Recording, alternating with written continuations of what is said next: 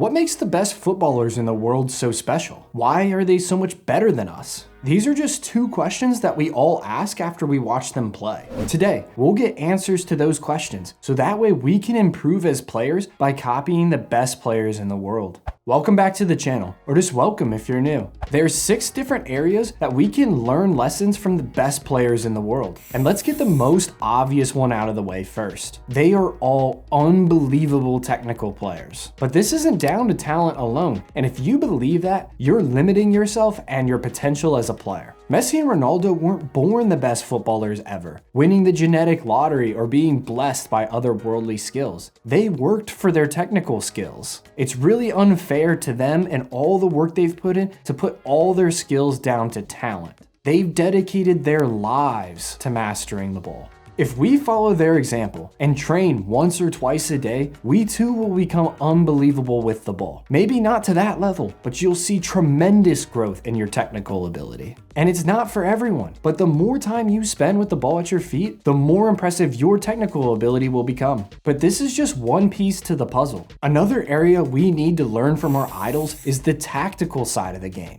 Their soccer IQ is far superior to ours. They make better decisions on the ball. They can read and anticipate the game better than we can, but they also do this way faster than us. And while we all know this, one thing that separates them from us is how they use their soccer IQ to manage the game. They protect themselves on the field by using their intelligence to keep them out of trouble. Mistakes will happen for everyone, but they think ahead to make the technical execution of the skill as easy as possible. Things like scanning, so they know where they want to play before they receive the ball, allows them to play quickly. They stay switched on the entire game, and they have awareness at all times, so that way they're prepared for transition moments. When you're attacking, you need to know where the danger is, so that way you can snuff out the counterattack if your team loses the ball, and you can have another wave of attack. On the flip side, when you're defending, you need to be aware of where your support and the outlets are. So that way when you win the ball, you can launch the counterattack right away. This is stuff that the top 1% of players do, but we don't do consistently enough. And I know that you've heard all of this before, but it's hard to improve your scanning, vision, awareness, and decision making on your own. But that's where our sponsor comes in. Be Your Best is a virtual reality training app that will improve your game intelligence by improving your vision, scanning, decision making, and awareness all from home. Ever since I first heard about Be Your Best,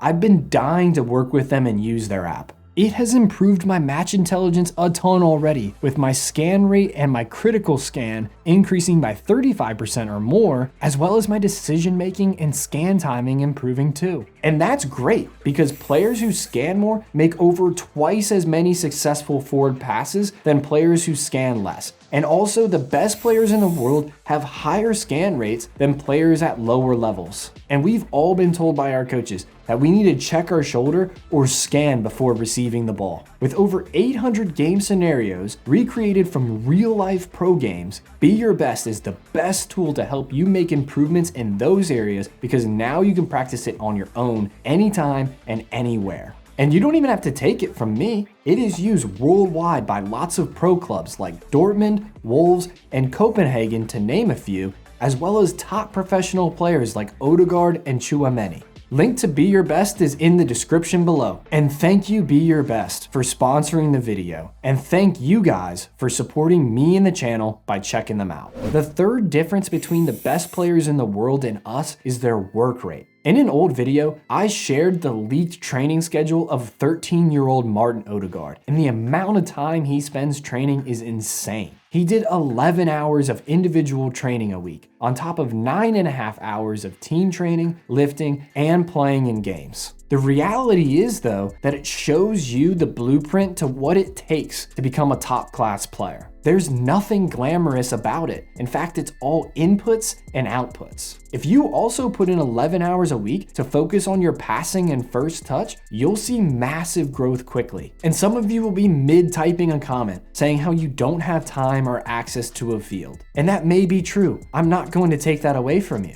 But the reality is that it doesn't matter. The performances you have on the pitch and how much you improve as a player is the result of how much time you spend training, as well as the quality and the intensity of the work you're doing. A lot of people say that Messi is special because he was born with talent, and Ronaldo is special because of how hard he works. This is super inaccurate. They are both very talented players, but they both also work their socks off to become the best players ever. I don't know if we'll ever get to see players like them when they were at their prime again. One thing that allows the best players to work hard every single day is their mental strength. A lot of players say that they love the game and that they want to be the best players ever, but they don't mean it like how Messi and Ronaldo do. These guys enjoy the pain and suffering that comes with the lifestyle required to be the best. They may not have fun waking up at 7 a.m. to get an early morning session in, or working out in the cold weather, or doing fitness workouts. But they enjoy the results they get from their efforts, and it feels great when you know that you're doing things that no one else does. It makes you feel really empowered and confident. And that, along with their ambition, is what kept them at the top so long. They are so determined and mentally strong that they'd do anything to be successful. But they also enjoy the pressure that comes with their legacy. They don't wilt, they rise to the occasion. If you struggle to deal with pressure, whether it's self-inflicted or caused by your parents or your coaches, start doing difficult things that no one else around you does and watch what it does to your confidence. Next time it rains, go on a run and think about how everyone else on your team is staying inside and dry. If you can push through the adversity of poor conditions, you'll also be better equipped to deal with the adversity of pressure being put on you. It gives you belief in yourself, and that is what is required for you to deal with the pressure of your goals. But doing it once won't change anything for you long term. You'll just get a taste of it. The best players in the world are consistent, living the disciplined lifestyle every single day. Their nutrition is planned out and designed to help them perform to the highest level. They stay hydrated and take their recovery seriously. They do all of this day in,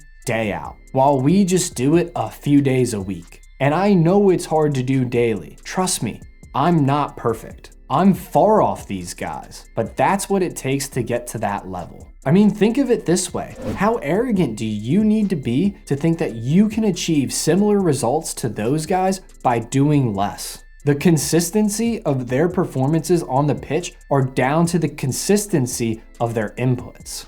The sixth and final thing that separates us from the best players in the world is their hunger and desire to improve. Top players are always trying to improve their game or reinvent themselves and their play styles to become better players. Think about Ronaldo. When he burst onto the scene as a teenager, he was a flashy winger with some serious goal threat. But as he matured, he changed position and became the most lethal striker in the world, relying less on his pace and dribbling ability. He reinvented himself, and this allowed him to be one of the best for far longer. And Messi's the same way. He burst onto the scene as a right winger, but as he got older, he started playing more centrally and has fulfilled many different roles for his teams throughout his career. Now you just need to learn how to take what you just learned and put it into actionable steps that'll make you the best player around. Watch this video to learn how to make your dreams a reality. Thanks for watching.